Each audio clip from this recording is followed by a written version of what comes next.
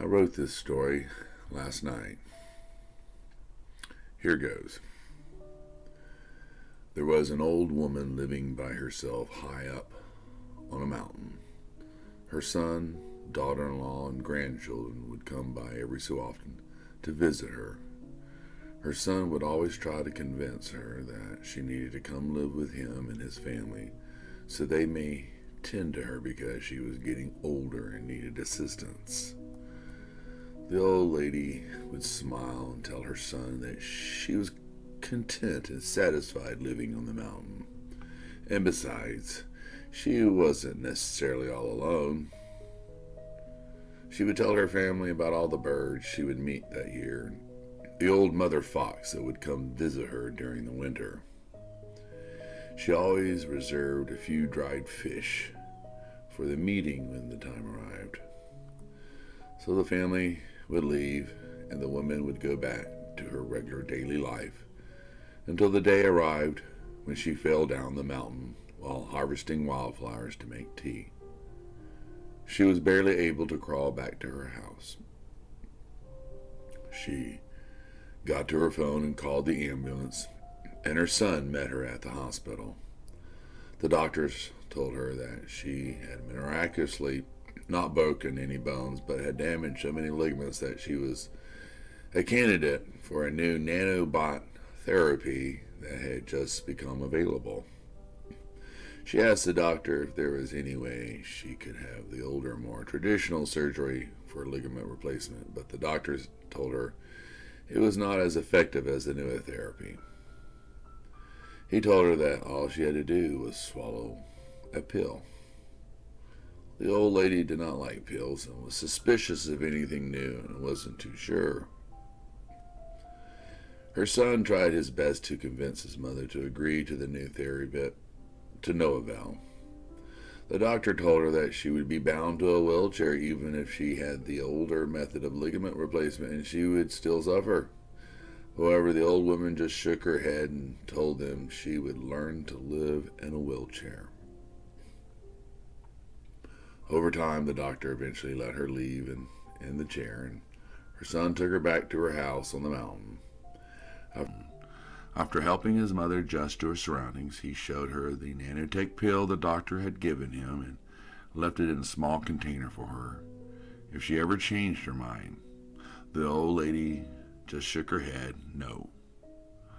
The son had to leave and go back to his work, but promised his mom he would return with his family to further help her. She did not look thrilled about the idea. The following day, the family returned, and together they helped her adjust. She tried her best to ignore the pain she had in her legs when she moved about on the wheelchair, but it never stopped hurting her. Wintertime eventually came, and she was ready with her dried fish and rice for the mother fox. But the fox never came. She tried to will herself out on the front porch to leave a piece of dried fish for the fox, just in case she was late and came at night. But as she bent over to pick up the meal, the old lady fell out of her chair. The wheelchair rolled completely to the other side of the room, so she crawled on the floor to get to her chair. It was extremely painful to her, and she yelled out in frustration as she cried and crawled across the floor. When she finally made it to the wheelchair, she did not have enough strength to pull herself into the chair. The old lady cried and cried until she noticed the container with a single nanotech pill the doctor had given her. Suddenly, it did not seem like such a bad idea anymore to her. So she crawled over to the container, opened it up, and carefully inspected the pill with her old eyes. She put the pill in her pocket and crawled to her bed and swallowed it. She was able to wash it down with a glass of water she had left on her nightstand and was completely exhausted. She pulled the covers over her and went into a deep sleep. The next morning, she woke up and got out of bed and realized that she was able to walk, and it didn't hurt. She bathed herself, made breakfast, and changed her clothes. To her amazement, her body was no longer old. She couldn't believe it until she looked at herself in the mirror. and was completely astonished. She was so elated that she decided to go on a walk. She walked so long that she began to run. She eventually found other runners and joined a running club. Her son was elated too that his mother had taken the nanotech pill and was fully recovered and much healthier. The old lady was no longer living in an old body. She became such a good runner that she began to run marathons and loved it. She continued to consume the nanotech, as did many other people around her, until everyone began living much longer than they had ever lived before. Over time, her family grew apart. Nearly everyone became caught up in their own busy worlds of living a healthy, long life. However, the old lady finally grew tired of it all and went to see her doctor. She told her doctor that she had lived far longer than was normal and had seen and did everything she had ever wanted and was ready to die. Her doctor told her about a brand new technology that would allow her to travel through outer space and see the stars, but she would leave her old body behind and live inside machines that were needed in the new space pioneering adventures. The old lady went home and contemplated everything her doctor had said. The next morning she wrote to all her family and asked them what they thought about her exploring the stars. Their response was all the same. It was, "We love you.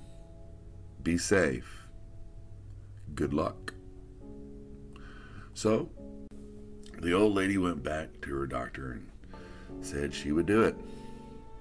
The operation was simple and quick. Before she knew it, the old woman's mind woke up inside a digital world that was sent to the stars. It took her a while to learn how to travel about and perform the duties that were needed by the space pioneers, but she was a quick learner and fell in love with helping them. She was able to save the pioneers from near disasters, and they eventually became to love her as one of their own. Yet, she was something different, an entity living inside the software and circuitry that became their guardian angel. When the pioneers arrived at the planet of their destination, she stayed to help, but over time they relied on her less and less until the day arrived that almost no one needed her anymore. She eventually went to talk with the AIs living in her digital world and told them it was time for her to die. But they told her about a new technology that would allow her to travel across the universe as pure energy in the form of light particles. She would still retain her memories and would have the ability to go where no one has ever gone before. The old woman thought about it for a while and wrote to all her family. Their response was the same. It was, "We love you. Be safe. Good luck." So, the old woman let the AIs change her into a beam of light and sent her across the universe. At first, she was a little hesitant to use her newfound abilities until she realized she was now able to visit new stars being born and experience what it's like to witness the death of old galaxies and the life on planets that could not be explained nor comprehended by mere humans. She traveled across the universe as a beam of light, happy and delighted by each new discovery until she came to an area of the universe that was void of all matter. As much as she concentrated on getting through the emptiness, she was not able to quickly pass through it.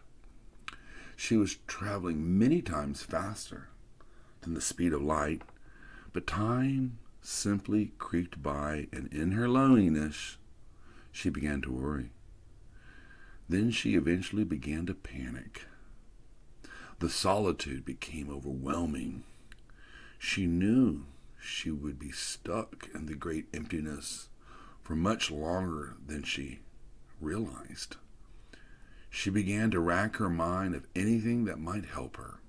Her memories were quite plentiful and long, so it took her a while, but she finally found something deep in her memory. It was something that was taught to her by her parents many years earlier, something she could do in her present state. She prayed. At first, nothing happened, but suddenly, out of nowhere, a giant bright light appeared around her, and she felt something she had never felt before. The light expanded itself all around her and began to speak. "You have traveled far, my dear. Have you enjoyed your journey?"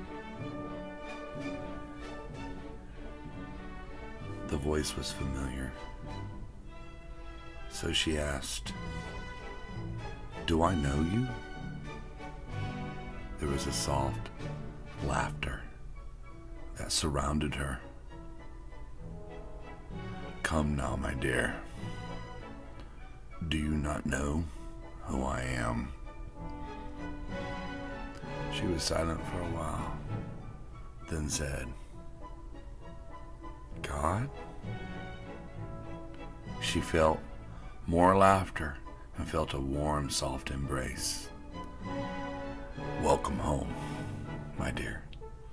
I've been waiting for you, and so has everyone that you ever loved." The old woman's light began to dim as she began to laugh and shout for joy. As her light dimmed, the light around her became brighter and brighter until it simply vanished and was gone. The end.